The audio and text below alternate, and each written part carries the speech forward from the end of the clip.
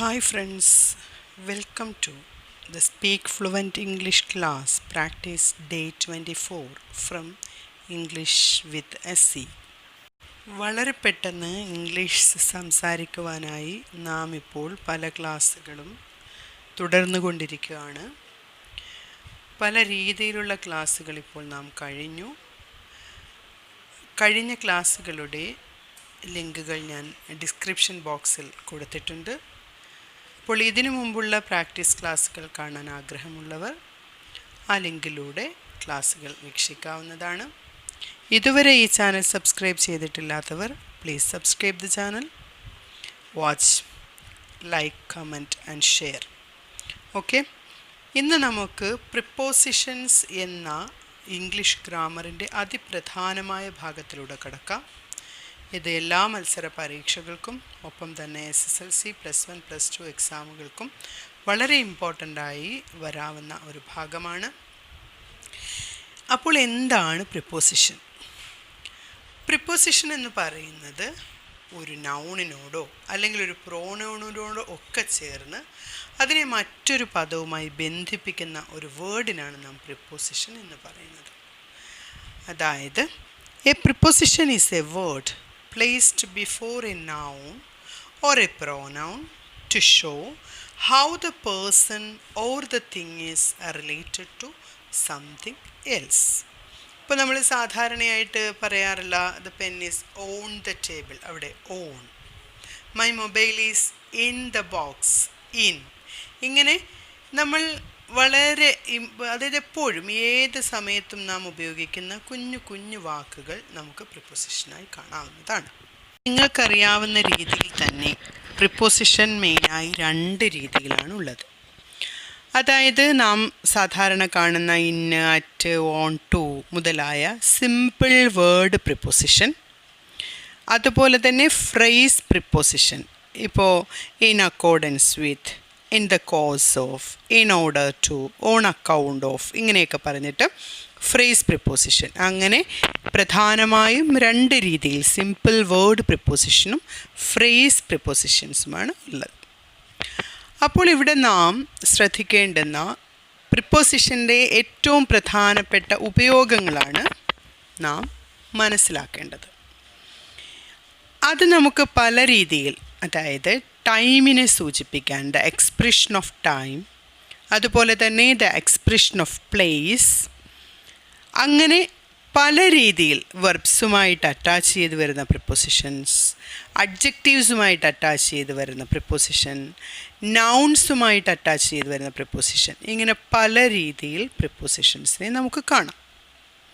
അപ്പോൾ ഏറ്റവും പ്രധാനമായിട്ട് ആദ്യമായി ഞാനിവിടെ നിങ്ങൾക്ക് പരിചയപ്പെടുത്തുന്നത് preposition which is used for the expression of time. Expression of time എന്ന് പറയുമ്പോൾ ആ സമയത്തെ സൂചിപ്പിക്കാനായിട്ട്, അതായത് ഒരു പ്രത്യേക സമയത്തെ സൂചിപ്പിക്കാനായിട്ട്, അങ്ങനെ ഓരോ രീതിയിൽ. അപ്പോൾ അതിനായിട്ട് പ്രധാനമായി ഉപയോഗിക്കുന്ന പ്രിപ്പോസിഷൻസ് എന്ന് പറയുന്നത് on, in, at, during, by, for, from, since, before മുതലായവയാണ്. അപ്പോൾ ഇതിൽ ആദ്യം നമുക്ക് അറ്റ് ഒന്ന് നോക്കാം.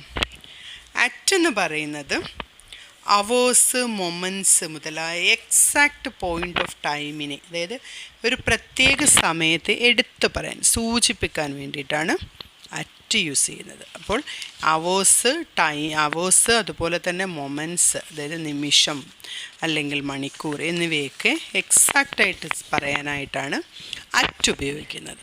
ഓക്കെ, ഇപ്പോൾ നമ്മൾ പറയുന്ന I will be free at lunch time. Okay, അല്ലെങ്കിൽ പറയാം I will meet him at 3 o'clock.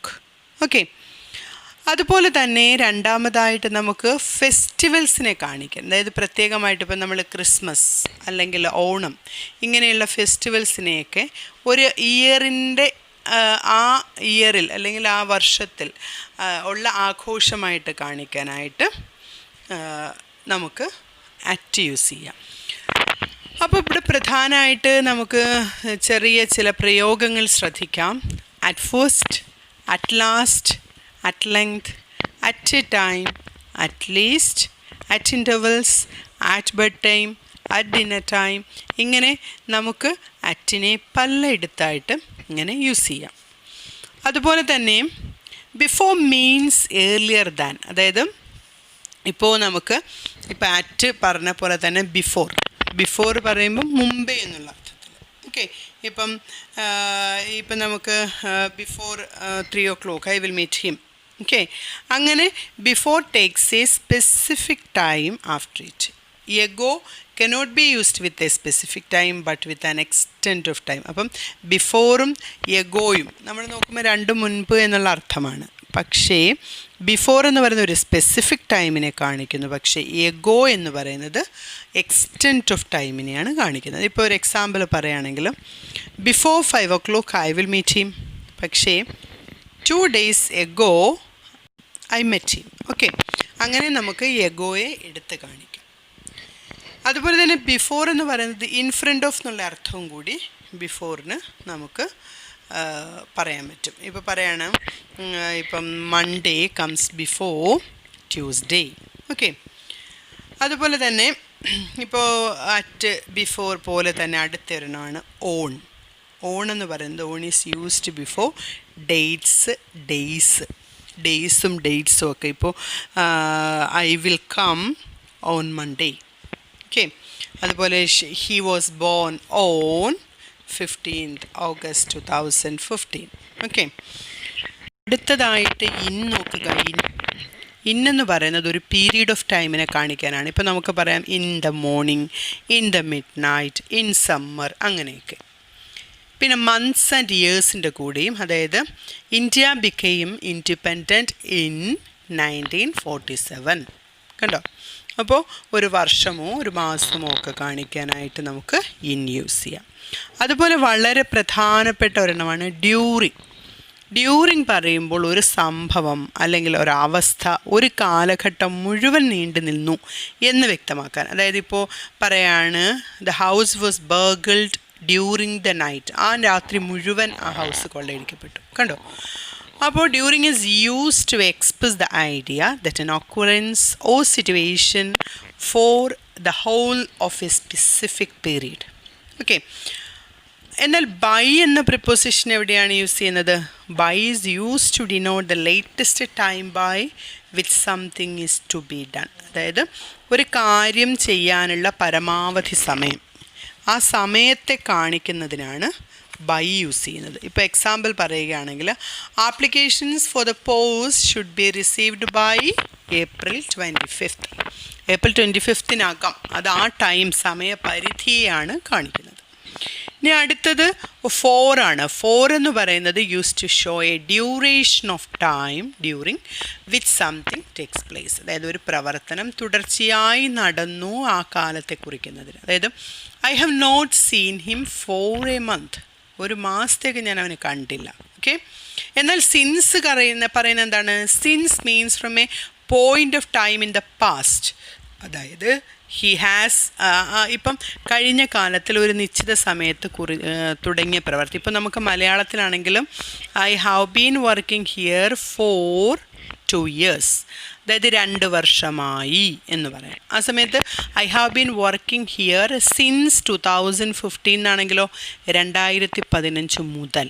ഇപ്പം സിൻസിന് നമുക്ക് മുതൽക്ക് എന്നൊരർത്ഥവും കൊടുക്കാം, 4 നമുക്ക് ആയി എന്നൊരർത്ഥവും കൊടുക്കാം. അത് പ്രത്യേകമായിട്ട് മനസ്സിലാക്കുക. അതായത് since Sunday, since last year, since independence എന്നൊക്കെ. എന്നാൽ from refers to the starting point of an action which is not continued. Continue ചെയ്യാത്ത, അതായത് തുടരാത്തൊരു പ്രവൃത്തിയുടെ ആരംഭം. അതായത് ഇപ്പം most people work from 9 to 5 അല്ലേ?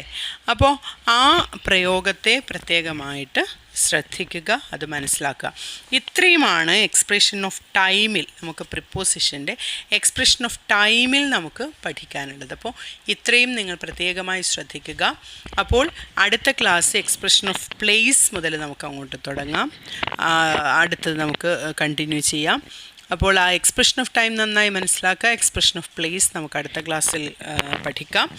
അപ്പോൾ ഇതുവരെ ഈ ക്ലാസ്സുകൾ കണ്ടിട്ടില്ലാത്തവർ please watch this videos, subscribe the channel, like, comment and share. നിങ്ങൾക്ക് ഇംഗ്ലീഷ് ഗ്രാമറിൻ്റെ എല്ലാ ബേസുകളും ഈ ക്ലാസ്സുകളിൽ നിന്ന് കിട്ടുന്നതായിരിക്കും. ഇതിനു മുമ്പുള്ള വീഡിയോസ് കണ്ടിട്ടില്ലാത്തവർ പ്രത്യേകമായി ശ്രദ്ധിക്കുക. ഈ ചാനൽ സബ്സ്ക്രൈബ് ചെയ്യുക, ബെല്ലൈക്കൺ ക്ലിക്ക് ചെയ്യുക. So, thank you for watching. Signing off, Asina Ibrahim.